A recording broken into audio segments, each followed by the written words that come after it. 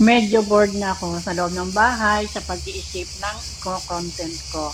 Wala na talaga akong maisip. Ang hirap talaga pag nasa loob ka lang ng bahay. Pero lahat naman ay nasubukan ko nang gawin. Katulad ng maglaba, maglinis ng bahay, sumayaw, kumanta, at higit sa lahat ang magluto. Ano pa ba kaya ang dapat kong i-content? Nag-iisip ako mabuti at nire-relax ko ang aking isip.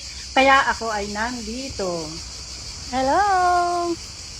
At ako ngayon, ang inyong mga silaw ni Mamasyal sa isang napagkalaki-laking parko. Meron pa doon sa kaitaas-taasan.